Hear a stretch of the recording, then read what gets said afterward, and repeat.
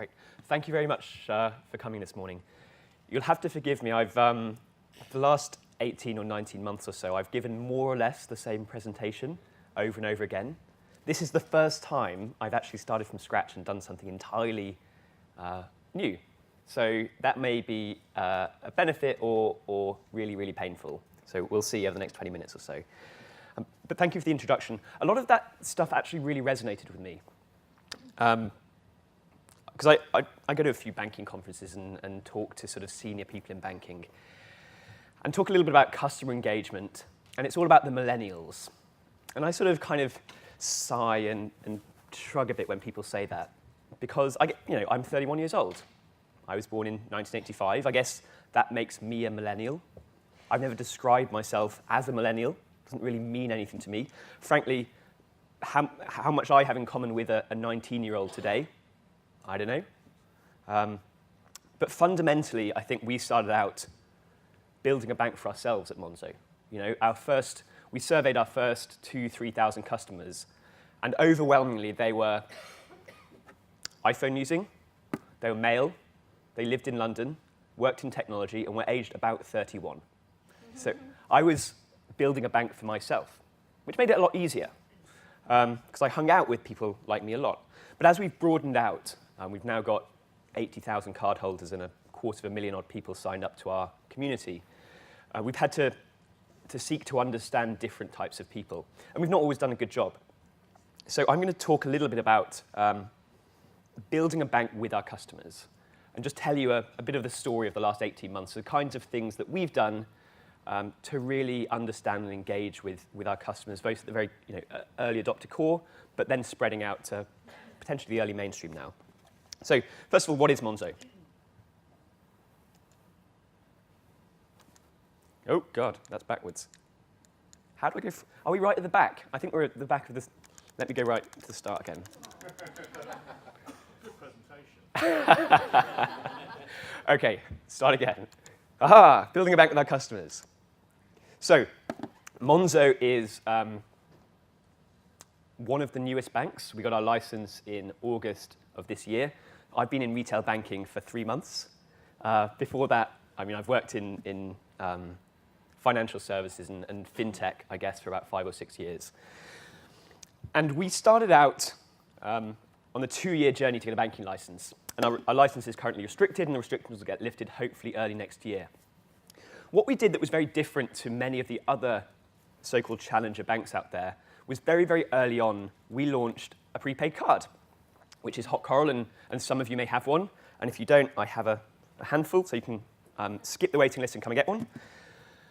And that was really, really instructive. Launching something early, even though it wasn't fully featured, it wasn't perfect, we explicitly told people this doesn't work, right? We said it even started out as an alpha, not even a beta. This is an alpha. It will break.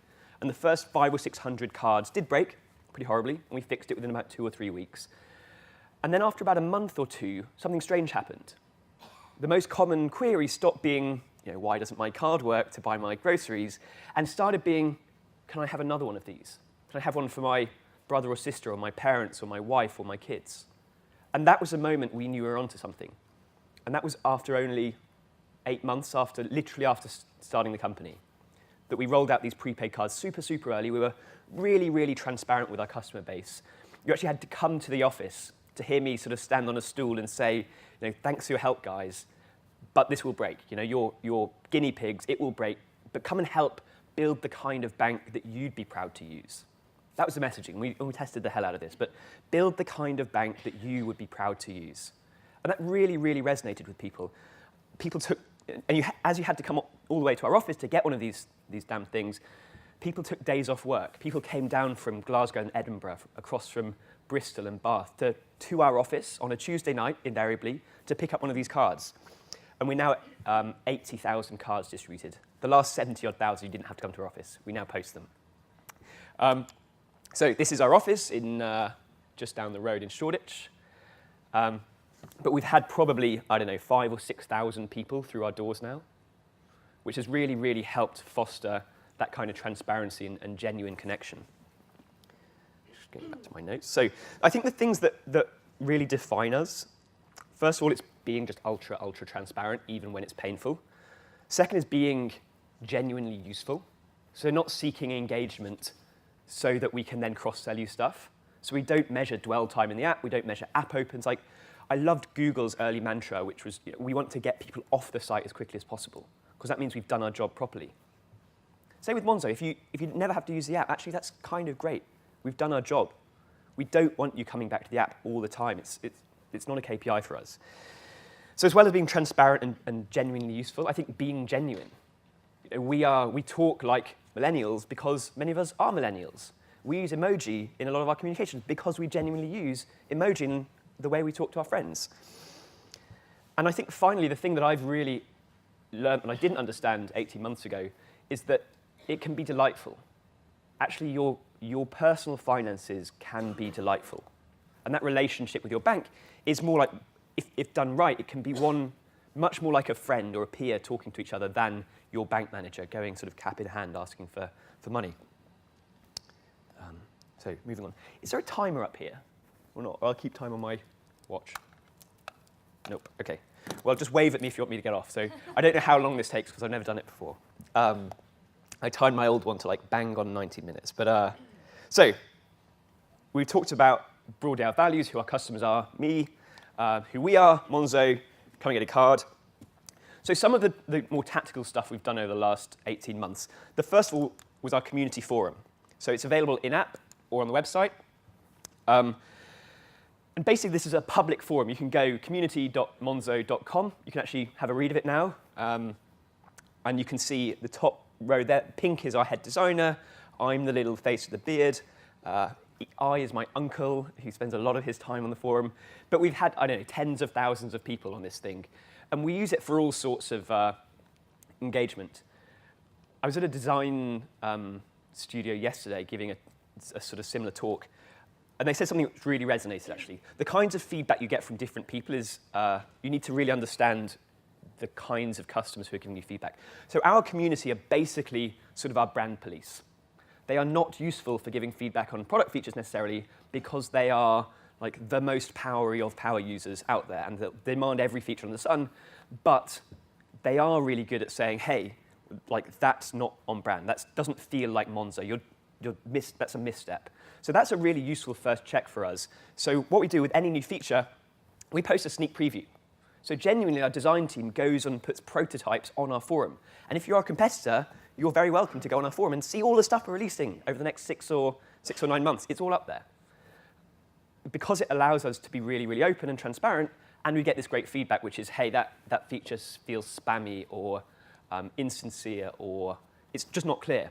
So this is a sneak preview of our budgeting, which we posted several months ago. It's gone live.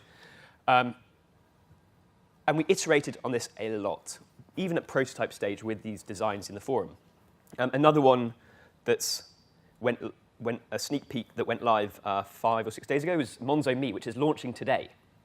And if you'd been on the forum, you can see exactly how it's going to work, pre-launch. Monzo Me is a way to collect money from anyone else in the UK who has or hasn't got a Monzo account with 2 clicks. It's really, really cool. It's launching about 4 o'clock today. But if you want a sneak peek, head to the forum and have a look. So the forum's a really, really useful way that we get our sort of brand policing, I guess. That led on to a transparent product roadmap. So we were doing these one-offs and sort of broadly, as soon as we could prod our design team to actually post what they were working on. They're very, very reluctant, actually, our design team, because they're kind of perfectionists. So we really have to push them to show stuff early.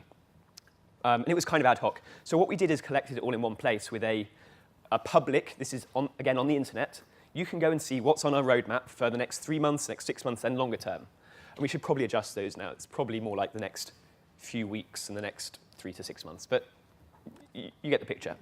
And you can click into each of these and see a design sort of sneak preview, and you can vote on them.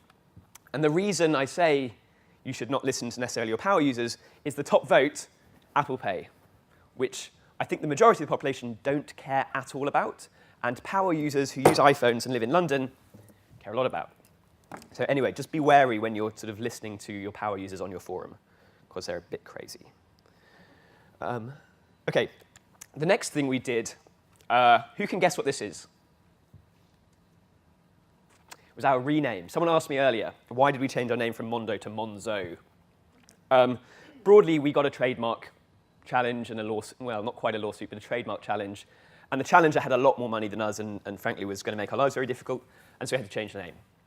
And what we did was go back to our community and basically explain this, super transparent, that we've had a challenge, we've got to change the name. We want to keep the M because we kind of like the logo, and it's easier to make a choice if you constrain your options, so M it is. Then we asked our community to come up with suggestions. We got 14,000 name suggestions in 48 hours. 3,000 of those people took a selfie and sent them to us with, some terrible names here. These are pretty good. Moolah, had a lot of Moolahs. Anyway, what was important, again, is sort of engagement, transparency, not necessarily a democracy, right? We very, very actually never just do a straight vote of our users. We would end up as Bankface or something ridiculous. But it was an amazing way to connect with our users again. So we have our office plastered with all of our users who suggested all of these great names. 6 people in all suggested Monzo. If you work out how many actually letter combinations with vowels that start with M, there are less than 14,000. So probably every single M combination was suggested by at least someone. But 6 people suggested Monzo, and we really liked it, and the trademark was clear, and we could get the .com. And so we invited those 6 people to our office in London and a bunch of our other community and had a big party. And it was great. We announced the rename. So we spent £0 on a brand agency, or we spent a little bit on trademark lawyers, unfortunately. But broadly did the rename pretty quickly with our customers. I'm going to skip that. Who can get, well, it's on the slide. As a continuation of this sort of being transparent, being built with our users, and our users helping build a bank that they could be proud of, actually letting our users own part of that bank is super, super important. And own in a very real way. It's not like some token, one share that's worth 0.0001 pennies. It's actually like a pretty significant investment for some people. So we raised £1 million alongside 5 million from a VC. We gave our crowd exactly the same terms as professional investors, which upset a lot of professional investors. And we sold out in a world record 96 seconds. We had about, I don't know, probably 10,000 people on the site clicking at once. If you remember back in March, we actually crashed Crowdcube for about 3 hours under the sheer load of people coming and trying to get in. So we ultimately raised money from about 1,840 investors, I think, investing an average of about £550 in the bank. And again, amazing for customer engagement. These people are now our most loyal advocates. Finally, before I stop, I just want to talk a little bit about the way we deliver customer support. So it's in-app chat, and this will be in your iPhone. It has a ton of emoji, and even Doge memes, which are 2 words I don't think I've ever said out loud. So just some headline stats. We get about 5,000 interactions per week, or conversations per week. About 99.5% of those are in-app chat, despite us having an email address and a phone number printed on the card on the website. Our customers prefer to use in-app chat as a primary method of communication, perhaps because you're already authenticated into the app. So once you start this chat, you don't have to go through painful layers of security. You just say, hey, I've got this problem, can you sort it? And so we're able to resolve the problems really, really quickly. The feedback we've got about this is amazing. People say things like, it feels like I'm talking with a friend. You can do it sort of under the table in a conference here. You don't have to go and interrupt your day to phone your bank and wait on hold for half an hour. So it feels like a really natural way for many of our customers to engage with us. And it delights people. So they go on Twitter and talk about Doge memes.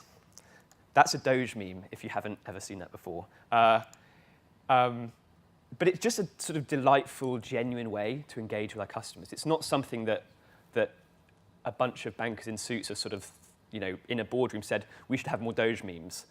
It's just a bunch of people who are broadly the same demographics as our customers, who are empowered to delight our customers. So I think that's been absolutely core to what we're doing.